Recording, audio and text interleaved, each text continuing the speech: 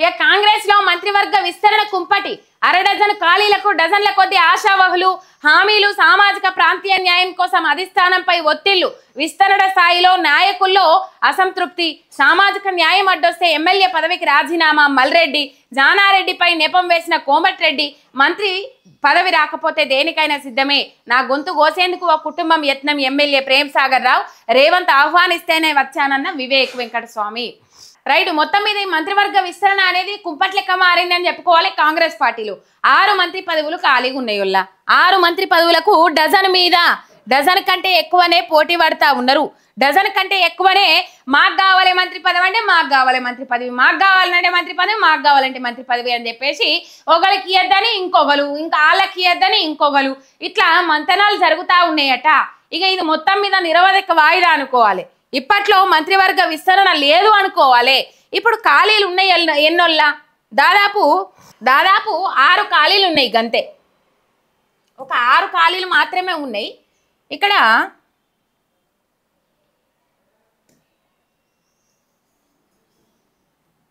6 ఖాళీలు ఉన్నాయి. మంత్రివర్గ విస్తరణలో 6 ఖాళీలు మాత్రమే ఉన్నాయి. ఈ 6 ఖాళీలకు దాదాపు 12 మందికి మీదనే పోటీ పడతా ఉన్నారట. మొత్తము 18 ఉంటే 18లో ఆల్రెడీ 12 కంప్లీట్ అయినాయి. ఈ 12లో 6 ఖాళీలు ఉన్నాయి. ఈ 6 ఖాళీల కోసం 12 మందికి మీదనే ఆశపడతా ఉన్నారట. మాకు కావాలంటే మాకు కావాలి అని చెప్పేసి ఈ 12 మందిలో 6 ఖాళీలు భర్తీ చేయాల్సిన అవసరం ఉన్నది. ఈ 6గురిని ఎంపిక చేసుకోవాల్సిన అవసరం ఉన్నది. ఈ 12 మందిలో అందరూ మంచి వాళ్ళేనట. మళ్ళా అందరూ మంత్రి పదవి రేస్లో ఉన్నోళ్ళేనట. మంచి వాళ్ళు అంటే ఇది వరకు ఉన్న లెక్కనే వాళ్ళు. కానీ మొత్తం మీద ఈ 12 మందిలో 6 మందిని ఎవరిని ఎంపిక చేయాలనేది తలపానం తోకకొస్తుందా ఉన్నదట అధిష్టానానికి. ఎట్లరా దేవుడా, ఎట్లరా భగవంతా అనే కాడుకొచ్చిందట. అందుకనే ఇది మొత్తం ఇక ఇక్కడికే స్టాప్ పెడతారని అనుకోవాలి మనం. ఈ మంత్రివర్గ విస్తరణ ఇప్పట్లో అయ్యేటట్లేదు. ఇంకా ఏడాది 2 ఏళ్ళు జరుపుతారేమో అన్న అనుమానాలు కూడా వస్తూ ఉన్నాయి. ఇక ఇట్లా చేస్తే మాత్రం ఇంకా వ్యతిరేకత పెరిగిపోతుంది. అసలైన శాఖలకు ఇంతవరకు మంత్రులు లేని పరిస్థితి. విద్యాశాఖకు మంత్రి లేడు, రక్షణ శాఖకు మంత్రి లేడు, హోంశాఖ నాకు కావాలని చెప్పేసి రాజగోపాల్ రెడ్డి మొండి పట్టుదల మీద ఉన్నాడు. అస్సలు నాకు కావాల్సిందే, లేకపోతే మంచిగా ఉండదు అని చెప్పేసి అనేక ఆడికొచ్చిండ్రు. ఎంపీని గెలిపిస్తే ఇటు పోతే మునుగోడు నుంచి కానీ, ఇటు సూర్యాపేట కానీ, ఇటు భువనగిరి ఎంపీని గెలిపిస్తే, భువనగిరి ఎంపీని చామల కిరణ్ కుమార్ రెడ్డిని గెలిపిస్తే మంత్రి పదవి నీకే అని చెప్పినట్ట ఈ రాజగోపాల్ రెడ్డికి. నేను గెలిపించినా, నేను కష్టపడ్డా, ముఖ్యమంత్రి మంత్రుల రేంజ్లో అక్కడికి పోయి మెదకు ఇంకా కొన్ని జాగాలలో ఎంపీ టికెట్లు గెలిపించలేకపోయినరు. నేను ఒక్కడిని కష్టపడి చామల కిరణ్ కుమార్ రెడ్డిని నేనే గెలిపించిన. జానారెడ్డి నా పట్ల ధృతరాష్ట్రుని పాత్ర పోషిస్తా ఉన్నాడు, నాకు మంత్రి పదవి రాకుండా అడ్డుకుంటా ఉన్నాడు, నా ఉసురు దాకుతుంది అని చెప్పేసి రాజగోపాల్ రెడ్డి బహిర్గతంగానే ముచ్చట్లు చెప్పిండు నిన్నగాక మొన్న. ఇక దీని మీద స్పందించిన టీపీసీసీ అధ్యక్షుడు మహేష్ కుమార్ గౌడ్ ఏమంటారు, జానారెడ్డి అసలు ఎక్కడా చెప్పలేదు, రాజగోపాల్ రెడ్డికి మంత్రి పదవి ఇయ్యద్దని యాడా చెప్పలేదు. మరి ఆయన ఒపీనియన్ కావచ్చు. ఒకటే ఇంట్లో 2 మంత్రి పదవులు ఉండడము, 2కి మంత్రి పదవులు ఉండడం అనేది అంత కామన్ ముచ్చట్నే, ఉండద్దని ఏం లేదు అని చెప్పేసి మహేష్ కుమార్ గౌడ్ మాట్లాడితే గమ్మత్ అనిపిస్తా ఉన్నది. ఇప్పుడు ఒక బీసీ వ్యక్తిగా మీరు బీసీల కోసం కొట్లాట చేయాల్సింది పోయి, మీరు బీసీలకు ఇప్పియాల్సింది పోయి, బీసీల కోసం కొట్లాట చేయాల్సింది పోయి, ఇప్పుడు 6 42% బీసీ రిజర్వేషన్ అన్నారు కదా.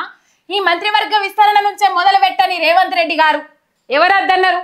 ఈ మంత్రివర్గ విస్తరణ నుంచే ఇప్పటికి అసలు అక్కడ పార్లమెంట్ లో అమలయ్యే సిచ్యువేషన్ కనబడతలేదు. ఇక్కడ వాళ్ళు పోయి ధర్నాలు చేస్తా ఉన్నారు ఈ 42% రిజర్వేషన్ కోసం. కానీ ఏ ఎంపీని కలుస్తలేరు, ఒక్క ఎంపీ ఉన్న పార్టీని కూడా పోయి కలుస్తలేరు వీళ్ళు. 42% రిజర్వేషన్ కు మీరు మద్దతు తెలుపుండి అని చెప్పేసి ఎవరిని పోయి కలుస్తలేరు. ఇక్కడ నుంచి మొదలు పెట్టుండ్రి. ఎట్లా వాళ్ళ ఆమోదం తెలపకపోతే నేను రాష్ట్రంలో 42% రిజర్వేషన్ ఏదైతే ఉన్నదో దాని ముంగడు కొనసాగిస్తాను అన్నారు కదా రేవంత్ రెడ్డి గారు. ఇప్పుడు ఇక్కడ నుంచే మొదలు పెట్టుండ్రి. ఇందులో 4 బీసీలకే ఇచ్చేయండి. ఇప్పుడు బీసీ మంత్రులు 2 ఉన్నారు కదా, ఒకటి కొండా సురేఖ, రెండోది పొన్నం ప్రభాకర్ ఉన్నారు కదా. పొన్నం ప్రభాకర్ వీళ్ళిద్దరే ఉన్నారు కాబట్టి ఇక్కడ నుంచి ఇండ్లకెళ్ళి 4 బీసీలకు ఇచ్చేయండి, అయిపోతే సామాజిక న్యాయం చేసినట్లయితుంది. ఇక గట్ల సామాజిక న్యాయం అడ్డం వస్తే నేను ఎమ్మెల్యే పదవికి రాజీనామా చేస్తా అని చెప్పేసి మల్రెడ్డి రంగారెడ్డి అంటా ఉన్నాడట. మల్రెడ్డి మొత్తం మీద ఆ సామాజిక న్యాయం అనే పదం అడ్డొస్తే, సామాజిక న్యాయం అనే ముచ్చట అడ్డం వస్తే నేను రాజీనామా చేస్తా అని చెప్పేసి సవాల్ ఇసురుతా ఉందనట. ఈ ఒక్క ఎమ్మెల్యేనే కాదు, ఇంకా చాలా మంది ఎమ్మెల్యేలు ఉన్నారు. మొత్తం మీద ఇక్కడ రాజగోపాల్ రెడ్డి ఏమో జానారెడ్డి మీదకి అట్లా లేచిండు, నాకు మంత్రి పదవి ఇవ్వడానికి అడ్డం పడతా ఉన్నారు అని చెప్పేసి. ఇక ప్రేమ్ సాగర్ రావు, ఎమ్మెల్యే ప్రేమ్ సాగర్ రావు అయితే ఏకంగా గడ్డం వివేక వెంకట స్వామినే బీజేపీ పార్టీ తిరిగి వచ్చిండు, బీఆర్ఎస్ పార్టీ తిరిగి వచ్చిండు, వేరే పార్టీలు తిరిగి వచ్చిన వాళ్ళు ఇలా మంత్రి పదవులకు ఆశపడతా ఉన్నారు, నా మీద కుట్రలు చేస్తా ఉన్నారు, నాకు మంత్రి పదవి రాకుండా చెయ్యాలని చూస్తా ఉన్నారు అని చెప్పేసి మాట్లాడుతూ ఉన్నాడు ఎమ్మెల్యే ప్రేమ్ సాగర్ రావు, కాంగ్రెస్ ఎమ్మెల్యే. ఒకసారి ఆయన మాట్లాడిన మాటలు చూద్దాం. ఈ 6 ఖాళీలను భర్తీ చేయడానికి పెద్ద గగనమే అయిపోయిందట రాష్ట్ర సర్కారుకు. అధిష్టానం దగ్గర కొన్ని ప్రతిపాదనలు పోతా ఉన్నాయట. ఆ ప్రతిపాదనలు ఏంటంటే, ఒకసారి ఇగో ప్రేమ్ సాగర్ రావు మాట్లాడిన మాటలు వినుర్రి.